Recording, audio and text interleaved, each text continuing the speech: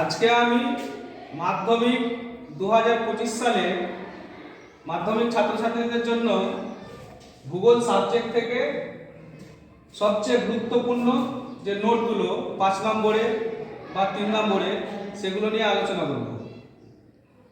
তো এবছর আমি এবিটিএ এবং ডব্লিউবিটিএ টেস্ট পেপার ঘেটে সবচেয়ে গুরুত্বপূর্ণ কোশ্চেনগুলো বার করেছি।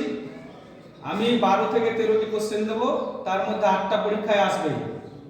তোমরা সেই কোশ্চেনগুলি আমার ভিডিওতে দেখো এবং পড়ার চেষ্টা করো বাড়িতে।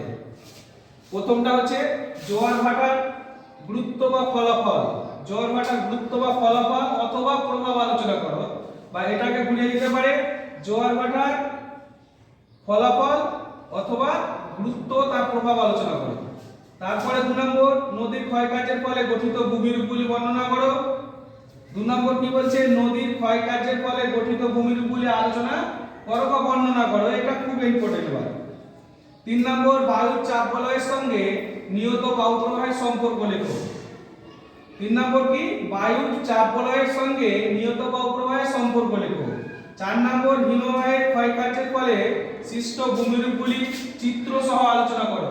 কিন্তু ভূমিরূপগুলোতে চিত্র দিতে হবে, মাস্ট, চিত্রতেই নাম্বার দিবে। 5 নম্বর জোয়ার ভাটা সৃষ্টির কারণ কি। 6 নম্বর ভারতের পশ্চিম অংশে পেট্রোরাসায়ন শিল্প গড়ে ওঠার কারণগুলি আলোচনা করো। এখানে পেট্রোকেমিক্যালও দিতে পারে, একই উত্তর করতে হবে তোমাদের। প্রশ্ন কিন্তু ঘুরিয়ে দিতে পারে। ভারতের পশ্চিম অংশে পেট্রোরাসায়ন বা পেট্রোকেমিক্যাল শিল্প গড়ে ওঠার কারণগুলি লেখো।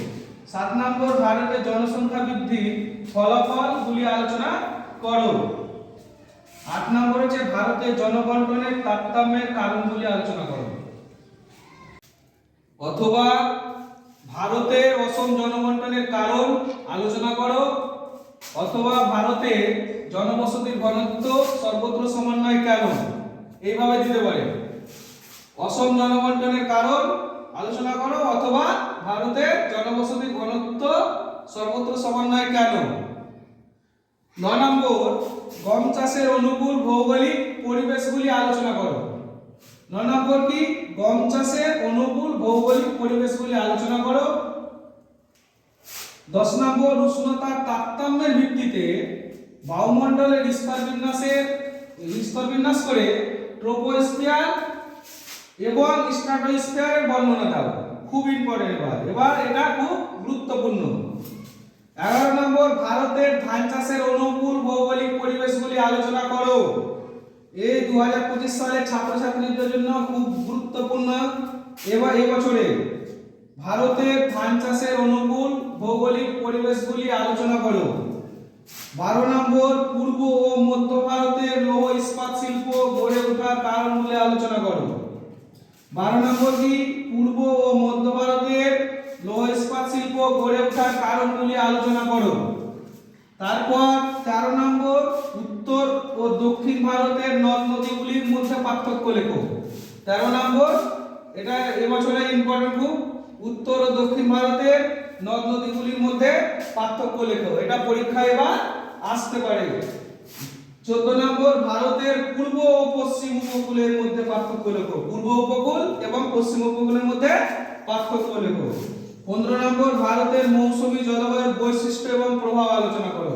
মৌসুমী বায়ু থেকে যদি পড়ে তাহলে এখানে যে কোনো কোশ্চেনের উত্তর একটা লিখতে পারো। ভিডিওটি আমার ভালো লাগলে সাবস্ক্রাইব, লাইক, শেয়ার এবং কমেন্ট করতে ভুলবেন না।